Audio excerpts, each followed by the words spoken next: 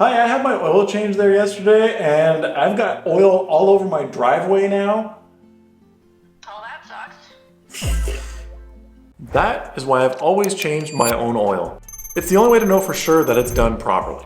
No disrespect to them, but people that work at quick change lube shops, it's cheap labor. And I don't want my pride and joy to be the one that they're working on while they're off in La La Land daydreaming about their drop shipping side hustle. There are countless stories of people taking their vehicles to quick lube places or even car dealerships and ending up with major damage. I'm talking like blown engine kind of damage. Drain plugs can either be over tightened or left loose. Same thing with oil filters, and the end result of that is you end up with oil all over the floor and potentially your engine blown up. Another issue is overfilling or underfilling the amount of oil in your engine. And if they get it wrong because they're just guessing, that can be a big problem too.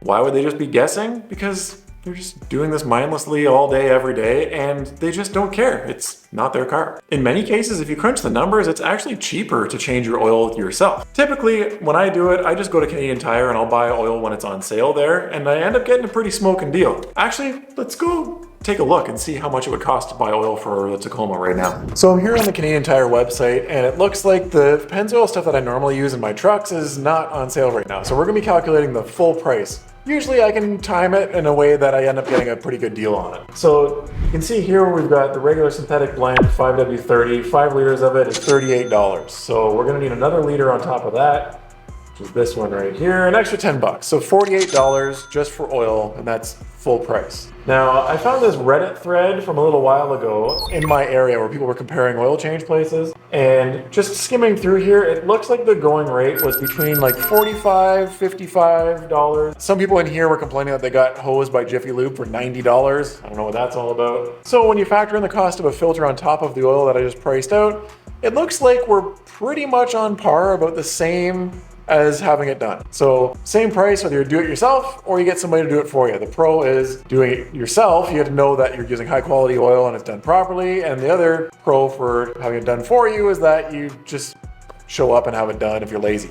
It's up to you. One more little cost to add on top of that is that I always use Toyota oil filters on my vehicles, and they usually end up costing about $5 a piece because I buy them in bulk. I'll get a few of them at a time. That brings me to my next point. When you change your own oil, you get to choose exactly what type of oil and filter goes in your car. And if you go to one of those high volume quick lube shops, chances are they're gonna use the cheapest motor oil they can get their hands on. That's a great way to improve their profit margins. That's awesome for their business, but not so great for your car. The previous owner of my Harley told me that he had been using AMSOIL motor oil from day one, the entire life of the bike. Because these bikes are known for having problems with the chain tensioners in the engine, I've kept using the good stuff ever since. So I know that the entire lifespan of that motorcycle has had the exact same type of oil in it. Using the same oil consistently can actually help the longevity of your engine. Different oils have different makeups, and sometimes those additives can actually fight against each other. And since we can never fully drain 100% of the oil out of our engines, it's always bound to pool inside the engine somewhere or inside the oil pan, depending on the angle of it and stuff. A little bit of mixing is inevitable. By the way, if you change your own oil, comment below your reason why you do so.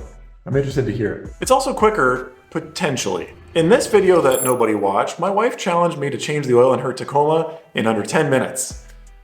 Mission accomplished. Of course, you could argue that a second generation Tacoma is one of the easiest vehicles to change the oil on, and that would be true. But it's worth noting that when you change your oil, it's a repetitive thing. You're not going to do it only one time in your life. It's sort of a routine. So the more you do it, the better you get at it. And eventually you find little shortcuts, you just get the feel for things, and you can do it in a pretty efficient manner. So in my case, it would probably take me a longer amount of time to get in the truck, drive to a shop, wait in line, wait for them to do it, drive home, the whole thing, when I can just pick up some oil while I'm getting groceries one day, and I always have a bunch of Toyota oil filters in stock here ready to go. Changing the oil on most cars tends to be a pretty simple job, so that makes it a great gateway drug towards building the confidence to work on your own car. There are tons of tutorials available online for free, and likely even for your exact model of car as well. As long as you double check your work and you take your time, there's really no reason that you can't change your own oil, even with no previous experience whatsoever. And who knows, you might even find out that you enjoy working on your car, and before you know it, you start doing other maintenance tasks yourself too, like rotating your tires or swapping out a dead battery.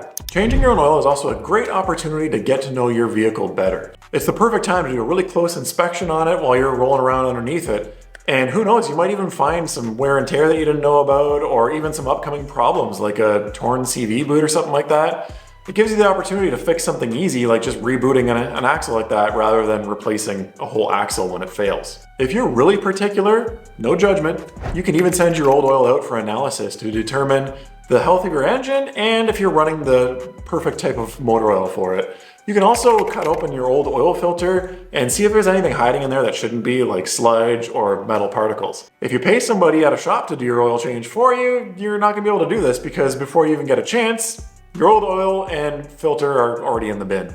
Much like detailing your car, changing your own oil can be pretty therapeutic, I think, as well. It's kind of nice to be able to come out here all by myself, turn some music on, and just wrench away on the car. And because there's not a whole lot of deep thought or problem solving involved, it's actually pretty relaxing too. You also get that little dopamine hit from the satisfaction that you feel when you know you've completed a job and something has been done right. And if you ask me, any time that you spend out in the garage with your pride and joy is always worthwhile. Now, I'd be doing you a disservice if I didn't tell you some of the downsides of changing your own oil, so let's touch on a few of those right now. First off, possibly one of the biggest ones is that you have to dispose of the old oil yourself. So for me personally, our local dump has a drop-off spot, but it does still take a lot of time. Like, it's on the other end of town for me. So typically what I'll do is I'll save up the old oil from a few of our vehicles and then I'll just make one trip. It can also be messy. Depending on your level of experience, the first few times you do it, you're probably gonna leak some oil on the ground or on you, or more than likely both. It's not always quicker depending on your vehicle. Some of these modern cars are actually pretty complicated and will take more time. There are some questions in terms of voiding a warranty on a newer vehicle. So in the event that something fails, the warranty company is probably going to want to see a paper trail proving that you did your part by keeping up on top of the maintenance. Now, if you have a receipt from an oil change shop, that's pretty easy and straightforward. It's hard to argue, right?